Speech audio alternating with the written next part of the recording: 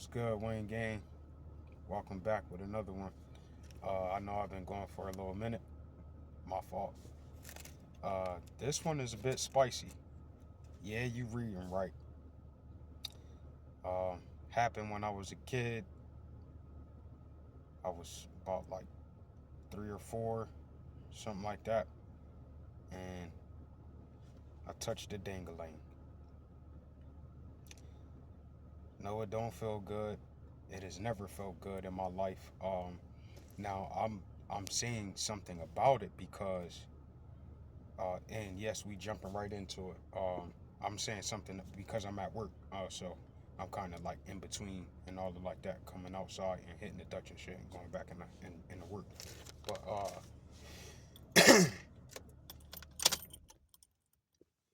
let's get into it. So you know, I'm saying something about this kind of thing because we have to bring awareness to this kind of thing in the fatherless household. You know, when where there is no protection, dangerous shit can happen. So, as a kid, um, my mom had to work a lot, and me and my sister were twins, and uh, we were in the room with the lady's son, and I don't even know how old the nigga was, but I saw my sister reaching up, grabbing something, and I went to reach up and grab it, and that's what I grabbed. Now, as a young kid,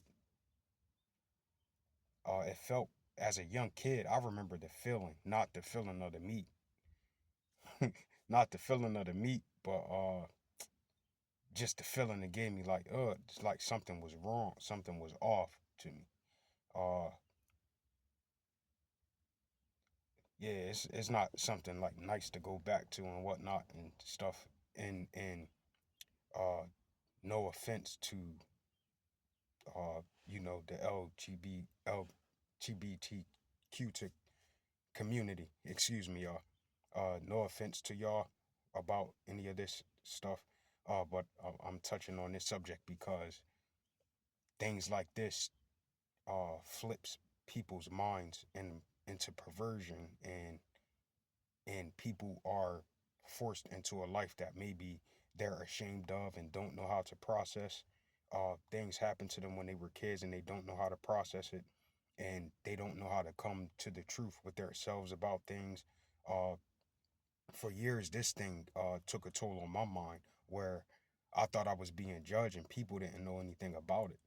I thought, like, for the longest, I thought people wanted me to be like, uh, something broke or something like that. And the whole time it was just me not letting go of a feeling that of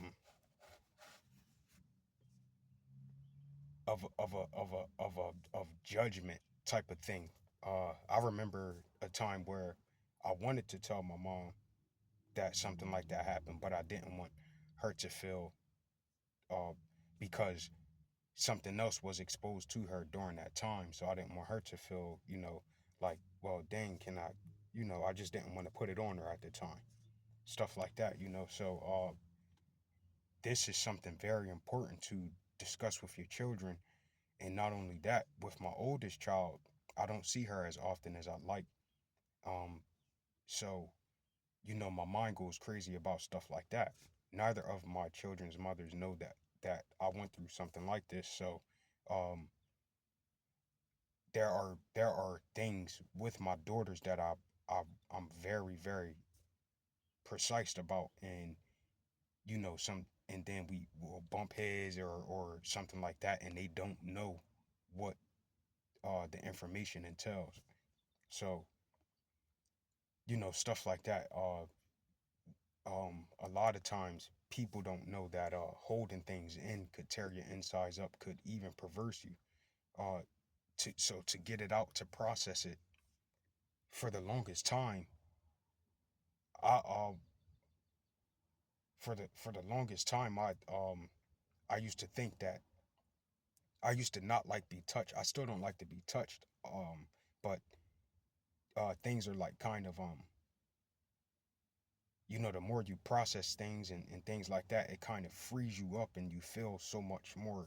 You feel so liberated, yo. It don't make no sense how liberated you feel when you finally can. It's not even a confess type of thing because you're not keeping is your life. You don't have to share it with anyone, but you have to be honest with yourself about things, because if you can't allow yourself to process it, then it's buried and then it does what it wants inside of you. Excuse me. Um, and this is the thing. This is the whole thing about keeping your parent, like holding, excuse me, holding your parents to the fire, because shit happens. Not to say that they don't be there and they don't tell you, yo, if something ever happens and this, that, and the other. Yeah, they do shit like that. Um, but it's the in between shit. You get what I'm saying? When your dad not there, when your mom not there, uh, and you got to be watched by somebody. Like, this is the stuff I think about when my daughter is at any and everybody's house, but not mine, or and stuff like that. So this kind of stuff, and then around your late 20s and your early 30s or whatever have you, you start processing it, and some people that don't have a strong mind, that don't know which direction they want to go or where to go, no guidance, no anything, and no mustering up inside of their self to even, like, a lot of people lack the confidence to take the step to better themselves. It's crazy, man, because your childhood could really fuck you up. Like, your childhood could really fuck you up, man. And one thing I do want to apologize for, uh I used to treat uh gay people or homosexuals, I used to treat them like very wrong, because I'm like, well, why you choose to be like this or why you choose to be like that? But I don't know how it is to be like the booty hole be played with. Like, a mishap happened where I grabbed a penis when I was a kid, and stuff like that. And even that took a toll on me growing up, because I, like, it fucked with my confidence. Like, I used to think that females judge me trying to talk to them. One, because I live with my mom and my sister, so I used to like think that I had feminine ways and stuff like that. But then that used to play in my head about touching a dingaling when I was a kid, and I used to lack confidence when I try to approach a female and stuff like that. So uh, it was just weird. But to go back to, I remember this one time, um, it was a guy named Chris in my high school, and he was everybody know he was gay and stuff like that. And one time I was talking to this girl named Asia. I wasn't talking to her, but we was sitting at the table eating lunch together. We was just chilling, talking. And Chris and Asia was cool. I'm a gonna assume, because he sat in front of me and started, talking to Asia. And I got so mad and vexed, like, man, why the fuck you sitting next to me? And you know, I was a kid and stuff like that, but you never know what the hell somebody been through, how bad how much it pains them, what they gotta go back to at night when they gotta go home. You never know that shit, man. And my mom always told me that, yo. My mom always told me that. And I feel horrible about the shit that I used to, like, wrong eye, uh like cats in school and stuff. Because it was a like some gay cats. It was a couple gay cats, and then the guy Harvey that I used to hang out with a lot. He had, because he didn't judge people. He was older than us, so I'm gonna assume that his mind was a bit more advanced when it came to stuff like that. But it was a lot of like lesbians and homos in the hood. And it was like, yo, y'all young as heck and y'all doing this stuff. Like, what are y'all doing? But you know, when you go home, people go home to perversion. and nobody knows this shit, but people know this shit. You get what I'm saying? So we got to do that. That's what I'm saying. Like we got to bring this whole thing down about this fucking single mother household shit, man, because it's a detriment when you got your boyfriends in the house and you don't know if your boyfriend's touching on your daughter or your son, or you understand what I'm saying? Like the shit is crazy. This shit is crazy, and it took me to come into the age of 34 to process the shit, and then finally get the confidence to say something so that other people can be saved and other children can be saved, and not battle with self-confidence and self-esteem and thinking people judging you walking around and can't have a decent relationship with a male figure because you think that he trying to touch you or some weird stuff. Like it just, your whole mind flip when things like this happen to you as a child. So you know, another reason why I'm disappointed that I don't talk to my pops, but even my even my own dad didn't have a dad. You understand? So I would love for my dad, like when the podcast flourish, I would love for my dad to come on the podcast and talk about his his plight, his adversities and things like that. That'd be so beautiful to me, man. But this is something that we got to get out, y'all. We have to, even if y'all didn't take the route of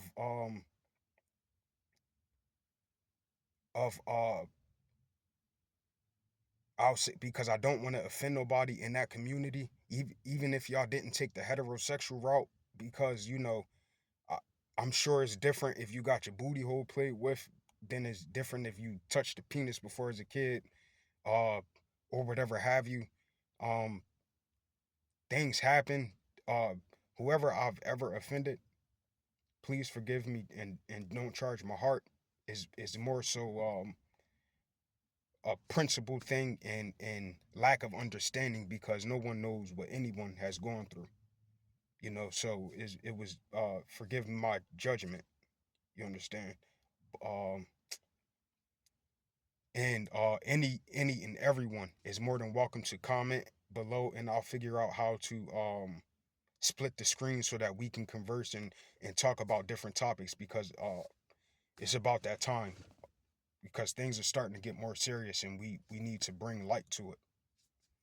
Uh, we don't need no feminine little boys and masculine little girls.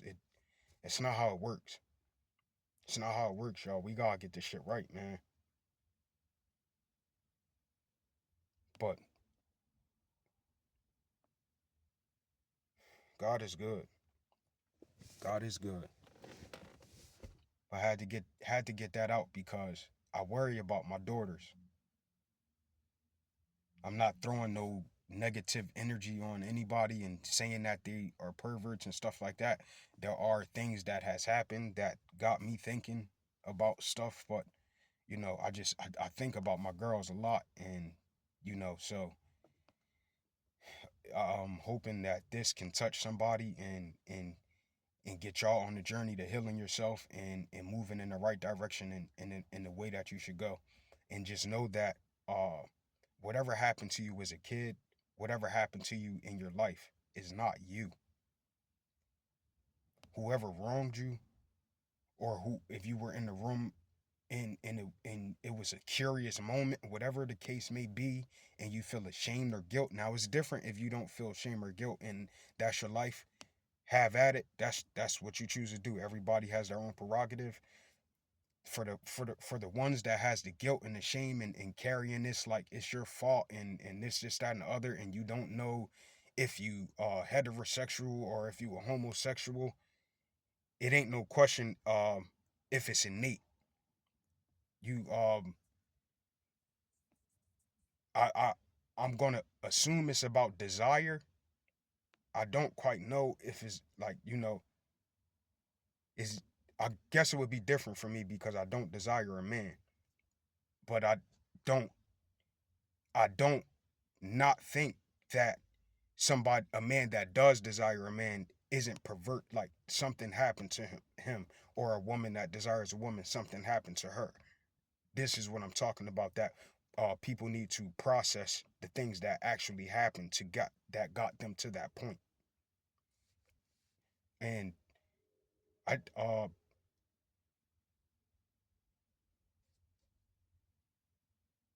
trying to see if I'm missing anything before I go back in.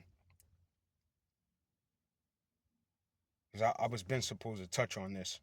I was been supposed to touch on this, but I just had to go ahead and get it out because I've been waiting a little too long. But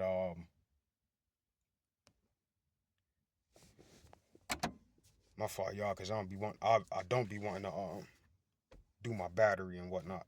But yeah, y'all, that's it. Just we gotta protect ourselves and our children way better than we do.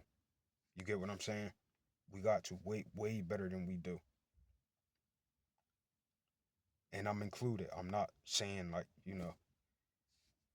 So yeah, y'all, I appreciate y'all listening to me. Uh I'm about to try a new thing soon. Of course, it's going to be with music. I'm getting back into that soon. Y'all see what I'm saying? But yeah, y'all, let's get it together. Let's get our shit together from the bottom to the top. You gotta start with the foundation. Deconstruct the reconstruct, y'all. All right, Wayne Gang, I love y'all. Peace out.